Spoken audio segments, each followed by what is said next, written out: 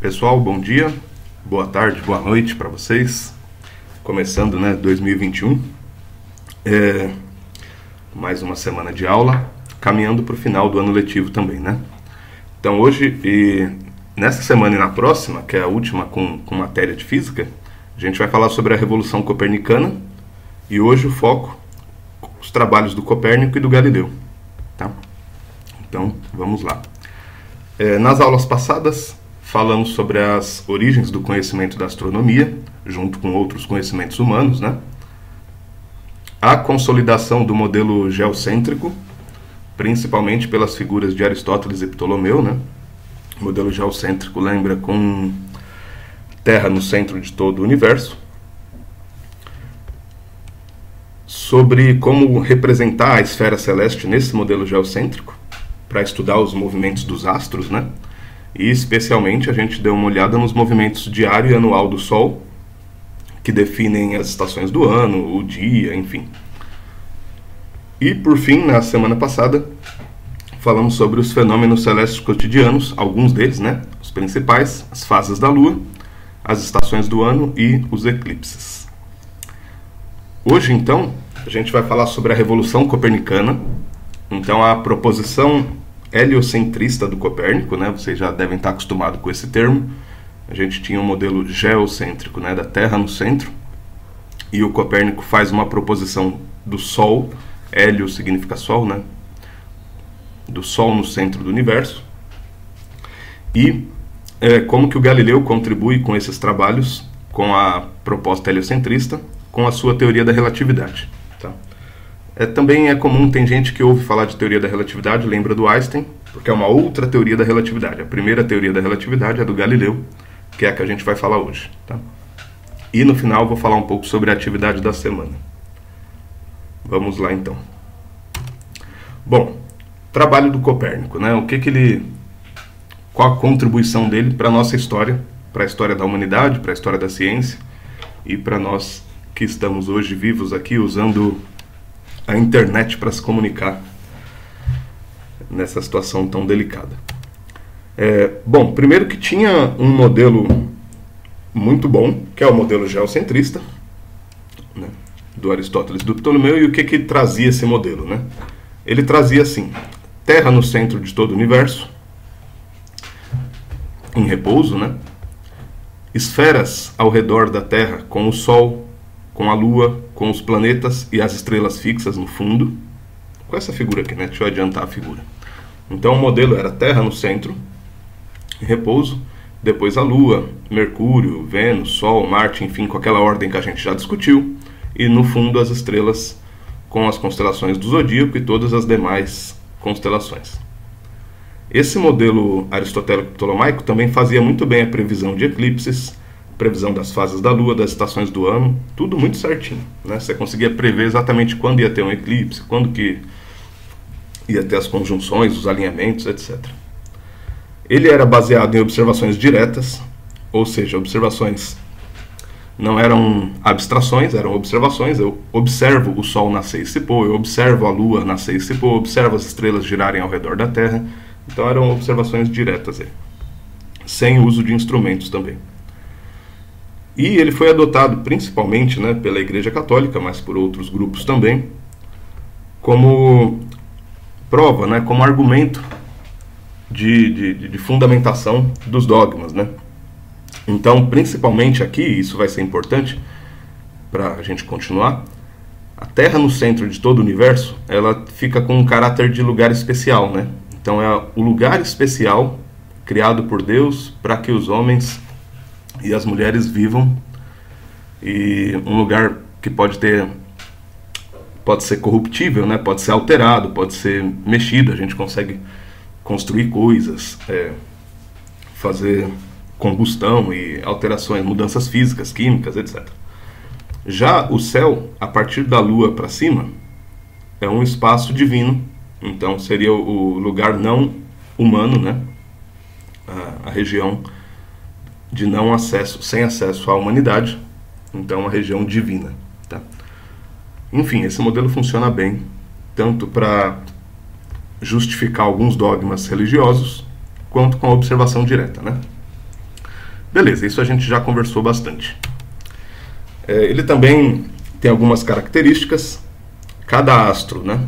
Sol, Lua, os planetas, etc. Cada astro tem uma órbita única, exceto as estrelas fixas, que ficam na última órbita lá no final, né? E o movimento de alguns planetas segue a lógica dos epiciclos, lá, que é aquela contribuição do Hiparco, né? Para justificar o movimento de retrogressão. Esse movimento aqui, lembra que a gente usou nas outras aulas? Então Marte está vindo para cá, na constelação de Virgem, depois ele volta e vai para frente de novo. Então, para justificar essa bagunça, foram incluídos esses epiciclos aqui nos planetas, enfim. Então era um modelo muito bem feitinho. Agora, a partir do aprimoramento das medidas e dos instrumentos durante a Idade Média, então principalmente ali no século VIII até o século XIII, e aí a gente tem que agradecer muito à contribuição dos árabes, dos chineses, dos indianos, enfim, mas os árabes principalmente, você tem a construção de uma série de instrumentos de medida com precisão, coisa que não tinha antes, né? Você começa a ter lentes, você começa a ter espelhos melhores, começa a ter réguas, escalas e paquímetros, enfim, uma série de outros instrumentos, astrolábios, a bússola, uma série de instrumentos que fazem com que você comece a anotar e registrar posição dos astros, movimento, força, velocidade, com muito mais rigor, precisão mesmo. Nesse sentido, o Copérnico, isso já no século XVI, então faz aí uns 400 anos, pouca coisa, né, perto da história da humanidade, o Copérnico vai apresentar uma série de questionamentos e vai fazer algumas proposições sobre essa realidade do espaço, né, dentro do que a gente chama hoje de renascimento europeu. Então, quando na Europa há esse renascimento dos trabalhos de ciência, de investigação, de busca pela verdade, Copérnico aparece como uma das figuras centrais com esses trabalhos, né?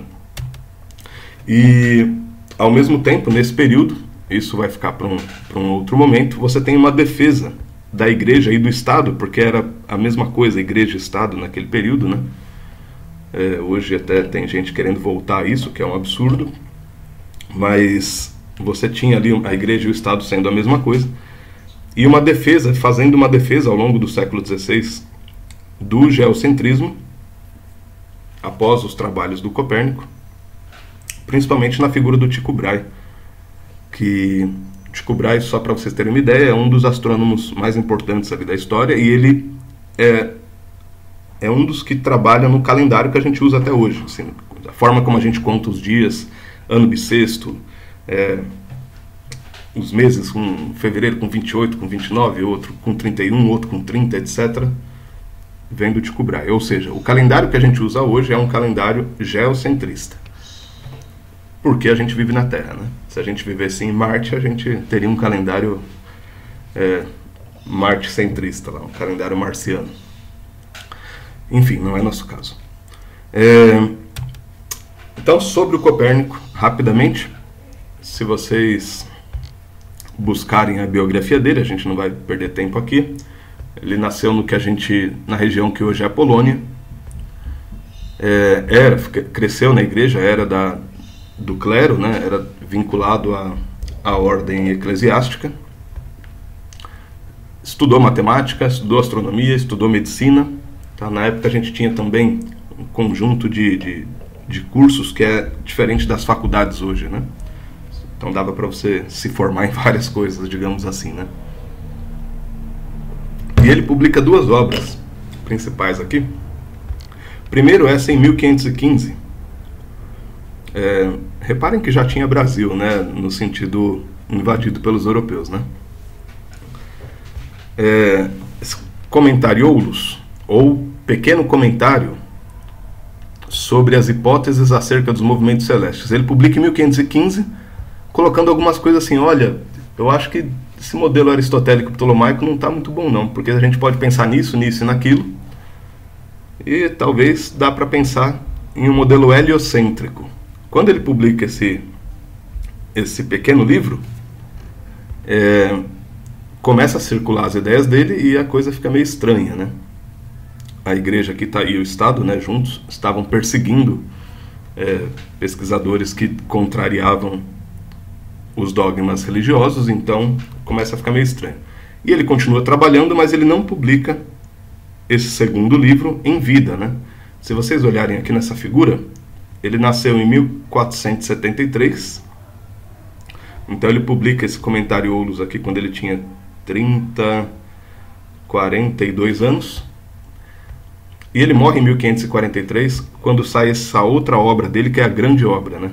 As órbitas dos corpos celestes, sobre as órbitas dos corpos celestes, né? De Revolutionibus Orbium Celestium.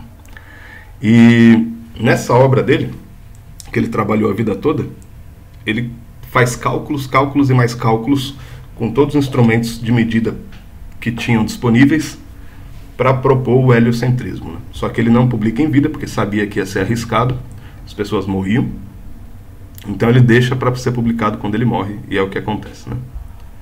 E o que tem nessas obras do Copérnico? Então vamos lá. Quais são os questionamentos apresentados na proposta copernicana? Essa referência aqui, Copérnico 2003, é um livro que eu tenho, que eu mostraria para vocês se a gente estivesse em aula. A gente leria alguns trechos juntos aqui, em aula presencial, né? Mas não dá. Então, alguns questionamentos apresentados pelo Copérnico. Primeiro, fisicamente. Então, pense, quando ele fala assim, fisicamente, pensa aí em força, energia, massa, velocidade, né? Assim, fisicamente, não seria mais fácil a Terra dar uma volta em torno dela a cada dia, ou seja, a cada 24 horas, ao invés de todo o céu e todos os astros? Porque no modelo geocentrista, né, aristotélico, todos os céus, todos os astros do céu, todos os planetas, estrelas, Sol, Lua, a cada 24 horas dão uma volta em torno da Terra, né? Aí fala assim, pô, mas fisicamente não seria mais fácil? Teria menos gasto de energia, né? Outro questionamento. Matematicamente, ou seja, pensando nos cálculos, não seria mais fácil calcular as órbitas se o Sol estivesse no centro?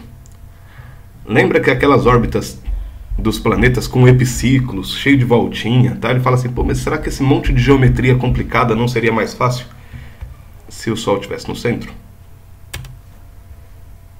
Outro questionamento. O Sol não parece ser um astro com maior importância física, dado seu poder de luz e calor? Quer dizer, com o modelo geocentrista, quem está no centro é a Terra. Ele fala assim, pô, mas o Sol parece tão importante, tão ou mais importante do que a Terra, né? Será que ele não merecia o lugar de centro? Enfim, e para buscar uma simplicidade matemática, né? Órbitas mais simples de ser calculadas, e uma racionalidade, algo racional e fora dos dogmas religiosos, então ele vai colocar 7 exigências dessa proposta que ele apresenta. Primeira exigência: não há um centro único no universo. Ele faz cálculo das órbitas de cada planeta, da Lua, do Sol e de todos os 5 planetas visíveis a olho nu, e ele vê que quando você calcula com instrumentos de precisão lá criados pelos árabes, pelos chineses, e desenha as órbitas circulares, o centro não dá no mesmo lugar, né? O centro dá num lugar um pouquinho para o lado para um pouquinho para o lado para o outro. Então não há um centro único. Cada órbita tem um centro específico. Falou, o centro da Terra não é o centro de tudo. Vai colocar que a Terra só é o centro da órbita da Lua. Todos os orbes, todos os corpos celestes, né, essas esferas celestes, todos os orbes giram em torno do Sol, próximo do centro. Coloca aqui, na hora que você desenha lá, com precisão, a posição de cada astro, o Sol dá perto do centro das órbitas de cada astro, né? Então esse Sol está próximo do centro do universo. Outra coisa que ele consegue calcular, a distância Terra-Sol, da Terra até o Sol, é muito menor do que a distância Terra-Firmamento, ou seja, da Terra até as estrelas, as outras estrelas, né? O Sol ainda não era tido como estrela, né, nessa época. Só no século XIX que a gente vai entender que o Sol é uma estrela, como as outras todas que a gente vê no céu. E ele coloca assim: então a distância Terra-Sol é muito menor do que a distância Terra-Firmamento. Consegue, com os instrumentos, calcular e ver que a gente está muito mais perto do Sol do que as outras estrelas. Ou seja, o universo é muito maior do que a gente imagina. Isso que ele quer dizer. Outra exigência: os movimentos do céu não são reais. São consequências aparentes do movimento da Terra. Isso aqui é impressionante. Quer dizer, os movimentos que a gente vê no céu, o Sol girando todo dia, a Lua girando todo dia, as estrelas girando todo dia, não são reais. São resultado do movimento da Terra de rotação e translação. Qualquer movimento do Sol não é dele, mas consequência aparente do movimento da Terra. Então, qualquer movimento do Sol é reflexo da rotação e da translação da Terra. Por fim, os movimentos de retrogressão e progressão dos planetas, aquelas voltinhas lá que Marte, Júpiter, Saturno dão, se devem ao movimento da Terra. Se a gente tivesse tempo agora, a gente não tem, daria para mostrar isso aqui bonitinho, como Copérnico mostra. Precisaria de 1 hora para isso, mas dá para mostrar como que aqueles movimentos de retrogressão, na verdade, são só resultado da translação da Terra. Os planetas não ficam indo e voltando, né? Enfim. Tudo bem, então a partir dessas 7 exigências, ele vai apresentar essa proposta de modelo, que é o modelo heliocêntrico mais tradicional, que é o seguinte. Então, qual a ordem que ele coloca?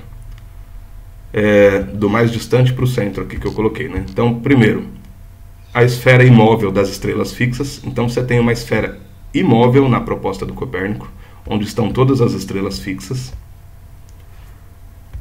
Depois tem Saturno, com uma translação de mais ou menos 30 anos ao redor do Sol. Depois Júpiter, com 12 anos. Marte, 2 anos mais ou menos. E aí a Terra, com a Lua, girando em volta dela em 1 ano, né? Vênus em 9 meses, Mercúrio em 80 dias, e aí o Sol no centro. Tá? Então esse é o modelo heliocentrista aqui. Reparem que hoje não faz mais sentido a gente falar em modelo heliocentrista, porque não existe um centro do universo, a gente já entende melhor isso, e nem que as estrelas estão todas numa mesma órbita, não faz o menor sentido também. Aqui está mais para uma representação do sistema solar, esquece as estrelas aqui, porque aí cada estrela tem o seu sistema, pode ter o seu sistema estelar lá, com seus planetas, enfim, satélites, asteroides, cometas e tudo mais que a gente já conhece hoje.